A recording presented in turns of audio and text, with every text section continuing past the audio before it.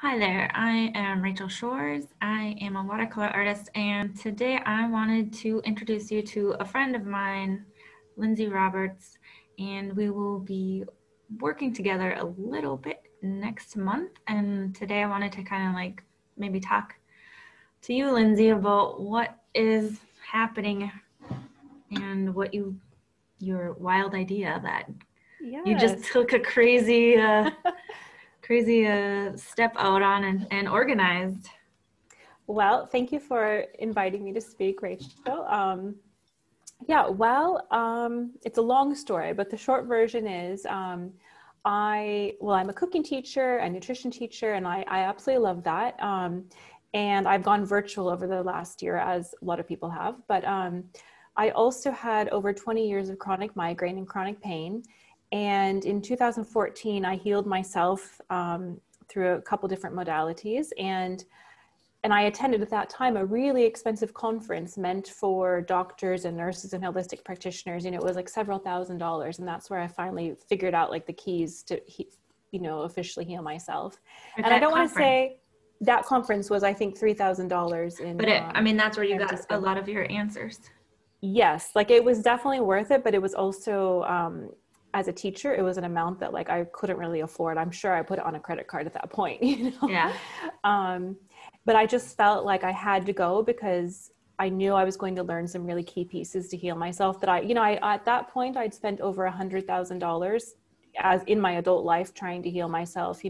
Even traveling to other countries. Like 2/3 of my life at that point had been in extreme pain. Oh So man. um, it was horrible. In hindsight now I can see where it's brought me today. So it's fine. But at the time I was barely functioning in a sense, um, so when I went to that conference and then applied a lot that I learned over the coming months, and, had success, I just thought, I would love to be able to bring this kind of ideology to, kind of like the masses and help other people. But I really wasn't quite sure how to do it or what it was, or am I working with people individually, like coaching? And so during the pandemic, a couple months ago, I, had this idea like, wait, maybe I could do a virtual conference, and I just emailed all these friends and acquaintances and people that I've met through my own healing journey to see, including yourself, to see if people would say yes and would they like to join this big experiment, really.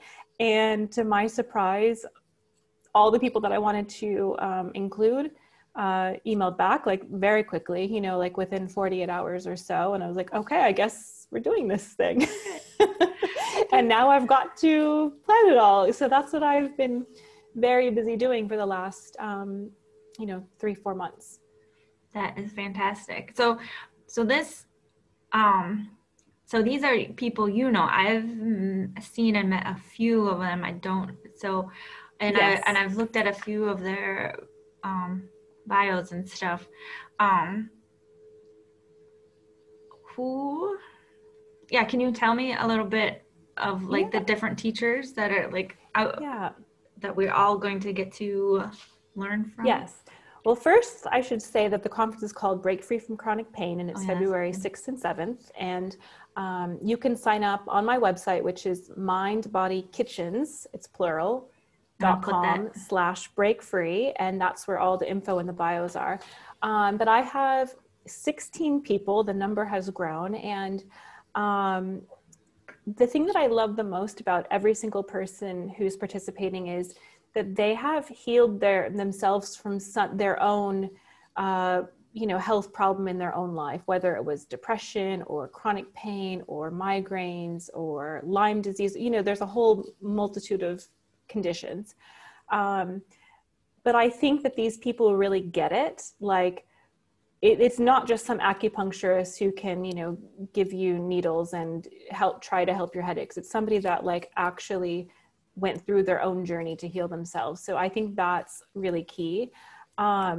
So the list is quite long, but like I have one woman, Diane, she's going to do some Qigong. Oh, So that can be really a great movement exercise. So I feel like this is like a little taster session to introduce you to lots of different modalities. And it's not that one particular modality will heal you, but you will put together your own like prescription, you know, like maybe Qigong is interesting to you, but maybe not. Maybe the person who is going to be doing gentle yoga with sound healing is more your cup of tea. So there's also a woman that teaches Nia dance teachers how to dance, and she's actually my dance teacher, and I just absolutely love that movement. So there's like 3 different movement things. So, you know, you can pick and choose, you can attend all of them, or you can pick and choose what works for you. There's a woman that's going to help you kind of rewrite your story, because, you know, somebody who has a chronic health condition can be in like this victim mode and kind of like poor me, and it's hard to like see the light at the end of the tunnel. And just like art, you know, writing and rewriting what you want your dream life to be, like helps you envision what it can be and what you're moving towards. So all these little things like influence you. What else? Maria is a structural integration person. She teaches that, and craniosacral and lymphatic drainage. And she's going to teach like gentle movement exercises and how breath can heal the body, which I really love, because breath is healing. Like, you know, all of these things, and you don't have to have chronic pain to benefit from this. Like, this could be for anyone that just wants to learn some really good life skills, you know, that you could apply daily, or when you have a back pain or a headache, you know. So I did focus it for chronic pain, but this is helpful to anyone, really. Yeah. I'm really excited myself, because it's like, I feel with our current times, I feel like what we're learning, what I'm seeing, what I think I see happening is like people have become so disconnected from their bodies that they don't, we don't do preventative anything or treating or listening. You know, it's only when it's serious that we start making changes. So I'm hoping that people who are thinking, you know, are like, oh, you know, there's this little hitch I've had, you know, like I'm thinking of this for myself, because I'm like, oh yeah, I've had this my hip thing. It's funny. It doesn't hurt, but it's funny. Absolutely. And that's like a sign, you know. And I wanted to say 2 things. One is like when you go to a regular Western doctor, they generally, like, say you have a hip problem or you hurt your arm, they just look at the elbow or the hip joint. They don't look at the whole body. So they're missing the full picture. So this conference is really kind of looking at the whole body in a variety of different ways. And then the other thing I wanted to mention is, you know, somebody with chronic pain, often, including myself at that time, like you disassociate yourself from your feelings. Like it's really hard to explain, but it's like you don't even like you're experiencing pain, but you don't really feel the underlying feelings of what that pain is. Like maybe you're irritated at your boss or your husband or something from your childhood. Like it would take a lot more uncovering, I think, to get to. And I'm not sure if I'm explaining that right, but like you can disassociate yourself from what you're really feeling, and then it comes out in a pain. Okay, so maybe are you kind of saying like I'm trying to think of my own example. Like the one I can think about the most, I can think for me in middle school, I always had like mid-back issues. And it was really once I started dressing that I was like always hunched like this, and I was trying to hide that I had to like, is that something kind of like I wasn't thinking about why I think that's a good example. Like you might be doing a behavior that is starting to cause pain, but you might not be aware of the underlying emotion. Like one thing that comes to mind is one of my favorite books, Heal Your Body by Louise Hayes. Have you heard of this one? I know Louise Hayes. I don't know if I've read that one. It's a really short book. There's not much in it, but it's really helpful, because I feel like this is a good starting point. Like let me see what it says for back. I don't know what it says for back. Hold on. It's all alphabetical. And it gives you an affirmation and the feeling that you might be experiencing. So it says, like, back, it represents the support of life. And the affirmation is, I know that life always supports me. And then there's more for lower, middle, upper, and there's also affirmation for each vertebrae too. So the back has so many parts that it gets, quite long. But wow. So I feel like, even for headache, or maybe migraine. Let's see what it says. Migraine headaches. It says dislike of being driven, resisting the flow of life, sexual fears. And then the affirmation is, I relax into the flow of life and let life provide all that I need easily and comfortably. Life is for me. I don't think this is like the end all, but I feel like it's a good starting point, especially if you are having that elbow or hip or whatever problem and you don't really even know, what could I be repressing? Yeah. So it's a good starting point. It's not like the answer for everything, but it has helped me in the past. Like, oh yeah, maybe there is something.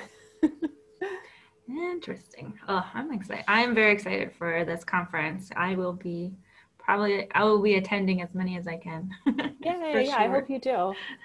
And I think the other thing too, with like people with chronic pain or even just like chronic health issues, it doesn't have to be like full on pain. And of course, everyone's a bit different, but like often your body can be stuck in fight or flight. And that's where, you start experiencing, like maybe today it's back pain, maybe next week it's foot pain, maybe in 6 months it's this other pain or condition. And it's because the nervous system is stressed and it becomes overreactive to little stimuli. And I think that's the exciting part about this conference or summit, is you're going to be introduced to some really wonderful things that you can do to help get out of that fight or flight mode. And even if you don't attend the conference, just like going out in nature for a walk can be so healing for the body. And that's what I really want to get across, that, yes, I spent a ton of money prior to figuring out how to heal myself. I don't recommend that, but I was quite desperate at the time. But a lot of this stuff you can do yourself. It's free, very low cost, like pick up this book, start like your watercoloring, just start painting, drawing, like do stuff that you love and enjoy. And like that is healing for the body. And that's going to probably help you far more than any doctor or practitioner or healer might ever actually help you, Depends on your condition, but like there's so much that you can do that is really easy, it's fun, and doesn't have to be like this sob fest in front of a therapist, talking about your childhood. Like, yeah, exploring that is part of it, but it doesn't have, like, you could paint it, you could write it, you could draw, you could dance it, there's so many different ways to go about how to heal yourself. So all right, I have several different things. One is I find interesting, it is just the idea that you're talking about having fun while you get rid of pain, because to me there's nothing fun. Like, there is nothing fun about pain, and I don't want to dismiss the pain, because I know the pain is very real. Like, and I know what a level 10 migraine where you would almost cut off your head if you could. It's like so bad, I know what real pain is like. So healing yourself is getting to a point of like acknowledging the pain and then going about your life as if you're a healed person. You have to believe you're already healed. You have to start living like that. So how do you do that when you've like been in, like for me, I was in pain for 23 years. Like, how do you do that? Well, like so many things I did. So it's not just one thing, but like starting to see beauty and joy. And like when I wake up in the morning, most mornings I generally meditate and I set an intention, like I do my meditation, and at the end, my intention is, okay, I'm going to have experienced joy and happiness today, or whatever I might want for that day.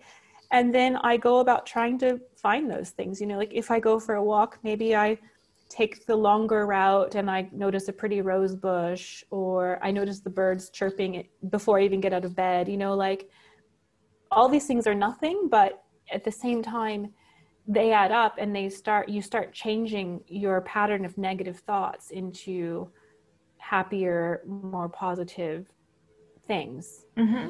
It takes a while to retrain your brain. It doesn't happen overnight. And I have to admit, like if I get a headache, I just had one the other day, my go-to is very negative. And I start thinking, oh, life stinks and this or that. And like, I have to, okay, acknowledge it. And then like, okay, I'm just going to have a nice cup of tea and enjoy it. And even if I feel horrible, or I'm going to take a bath, or I'm going to go for a walk. And yeah, so it's a process. It's like, it's not just any one thing. But it's like creating like a healthy lifestyle. Yeah. Is there, if that makes sense. So one thing I do, I have like teas that I drink for different intentions, even though there's usually not anything that special about them. Do you kind of do that with your tea, or do you have like a headache tea that is supposed to actually help headaches? Or do you just pick one that makes you feel good? Don't have a headache tea. I'm just being curious. I think, I guess another part of healing for me is really paying attention to my intuition. So like I think, well, what do I really feel like? Do I feel like a peppermint tea? Do I feel like a walk? Mm-hmm. And then I try to honor that and do it, So yeah, I don't have peppermint tea, but I will say, oddly, one thing that I used yesterday when I had the headache, and one thing that can work, is you take a toothpick and you dip it into ground cayenne pepper, like in the mm-hmm. kitchen, and you just inhale a few granules of cayenne pepper, and it works like instantly. Like I had very bad headache yesterday, and within like 20 minutes, it had greatly reduced. It was very bad, so it didn't fully go away, but it was like far better than any Advil or Tylenol could have done for it. So, there's a lot of things that you can do. And like, I would prefer, after taking a crazy amount of, pharmaceutical medications in my life, to pursue something more natural when I can. Yeah. So that's paying attention to intuition too. Like those prescriptions don't really agree with me so well. Even when I take them, like they don't make me feel so good. So I prefer not to. And because I've done all these different things to help heal myself, like the natural things work better than they used to as well. Yeah. The other part that I'm really excited about this is like, I feel like we've gotten more and more into the idea that somebody else knows better. And absolutely. Yeah. Better. Yeah. And this is really encouraging. I'm hoping people come and see, like, hey, you have more control over your life than you realize, Absolutely. I think that's a really good point, Rachel. I feel like most of my life, I'm 41. I had these headaches till I was 35. I felt like I didn't have control. The doctors had the power. They had the access to the newest migraine drug, and they were going to heal me. And it was like such a revolution to realize, like, wow, I healed myself. Like, I have so much power. And like, it's still unbelievable to me, like it really still is. Every time you say 23, I can't fathom that. 23 years of insane pain. Like, I can't even think of like how, I can't. I mean, in some respect, I can't either. And I also feel like I'm now like starting to live my life, like I think I was like in this, I don't know, like this bubble, or just, I don't know, like yes, I had good moments and some pain-free days and times, but it's almost like a distant memory. Like I honestly don't know. I have no idea how I graduated from high school and college, and somehow I did it. Yeah.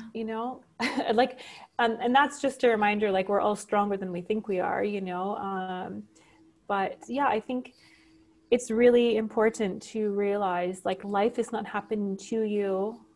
everything you do, you're influencing, and you have a lot of control. And I had no idea, you know, because Aesthetic started when I was 12. I had no idea like how much of an influence I had in this. And a lot of this is newer information and newer science, and, newer information that we've learned in the last, 10, 15 years that just wasn't available then. Yeah. But I think it's exciting, and I think this applies to a whole modality of, a whole variety of illnesses and situations. And so I think it's exciting. I am excited. Yeah.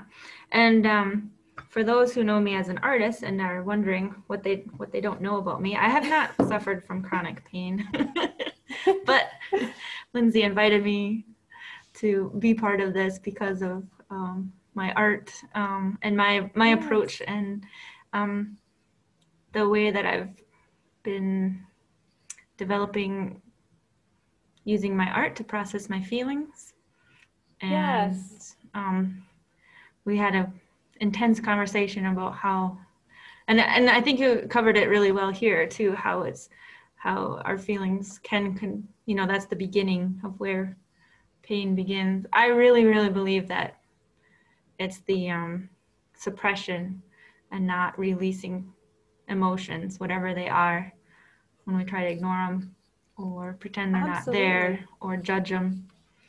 And that's my experience in pain, which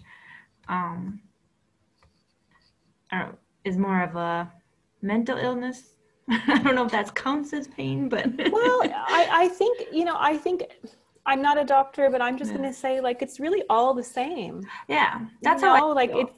You don't have to really separate it. And and we might find out in the future doing these summits, like maybe we focus it, or we don't have the focus of chronic pain and we just open it to everyone. Like it's hard to exclude different people, But I think any person could benefit from it. And I love your story, and I think, and I know being creative helps heal you. Whatever it is, like it could be flower arranging, it could be sewing, it could be gardening, it could be drawing, painting, woodwork, anything really. Like it, whenever you can get into like that flow state and just not in that judgment and worry, like you might start out your activity in that mindset, but usually at some point during the activity, you just get into it, and like that's cooking for me. And when I think back to all like the bad days that I had teaching, when I got home, I would usually leave all the papers and not correct them and just go to the kitchen and like cook and bake till like 10 o'clock at night. And I didn't solve my problem with all the homework that I had to correct, but my outlet was to just go into the kitchen and do something that I loved. And that's the key to life, really, for all careers and things. If you can get into that place of doing something that you love, so important. And it's the same for healing yourself. So I think our society like leads to making people sick by, encouraging people to get maybe unnecessary degrees or go into a job field that they're not fully enthused about, but maybe. Yeah. Hold on 1 minute. Okay. So we got cut off for a moment, but I was saying something to the effect of, society and it can encourage us to just in general go on a career path that we might not be fully enthusiastic about. And in doing so, you may develop chronic back pain or depression or other issues because you're not fully satisfied. And I think it's so important to pay attention to, what you really love and enjoy. And I know, you loved drawing and art from a very young age. And, funnily enough, I was put into my first cooking class when I was 2.5 years old. Oh, wow. And I mean, who would have thought like I would end up becoming this culinary and nutrition teacher? Like I didn't think that for many years, So I think it's really funny that you often end up really loving what you pursued as a young child in your adult life. Yeah. I completely agree. And it's interesting that you say that because it's like I feel like my mental illness kicked it up a notch when I made the choice to put my art aside for a while and, That's interesting. be a grown up and have a real job.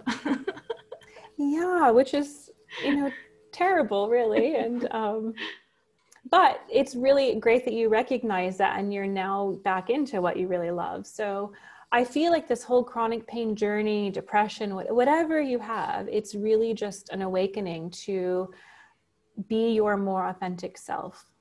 And after you get over that hump, you realize what you value, what's important, and it's different for everyone, and happens at different ages, but it's totally possible.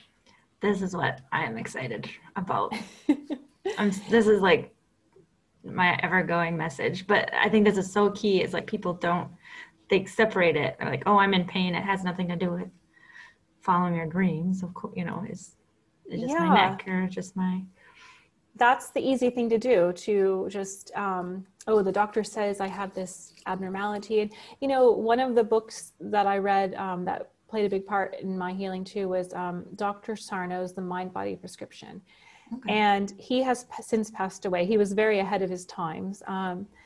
But his concept was, like, he mostly studied backs and back pain. And he basically said, if you were to take an x-ray of most of the population's back, a huge percentage of them, I can't quote it exactly, I want to say like 75%, just a huge amount of people would actually have a misalignment, and they're walking around no pain whatsoever. And then there's the other percentage that has a misalignment and is experiencing great pain. So that's why he said it was repressed emotions, basically, because why can this population have the same thing? They're perfectly fine. And this population has the same thing and has excruciating pain, maybe can't even walk, but their backs look exactly the same in an x-ray, so I really think there's something to, like, retraining your brain and your thoughts, and however you do that, it's all individual as well. Right. Awesome. Well, I'm looking forward to it. So I will leave the links to sign up. And do you want to just repeat really quick the dates and times? Yeah, sure. So it's February 6th and 7th. I've listed the times in Eastern Standard Times. You'll have to adjust them whatever time zone you're in. It starts at 11:30 a.m. Eastern Time on Saturday and Sunday and goes until 4:30 p.m. And you can register at mindbodykitchens.com/breakfree. And I'm also on Instagram as well, Mind Body Kitchens with an S, and you can find the link on there. So I would love to have anybody that's interested. I think it'll be a fantastic event, and so thrilled that you're joining, Rachel. I think it's going to be a lot of fun. Thank you very much. I am so excited to be. I thank you for including me. That's how I feel. So, yeah. All right. Well, then we will catch you then. Thanks for your time, and come hang out with us.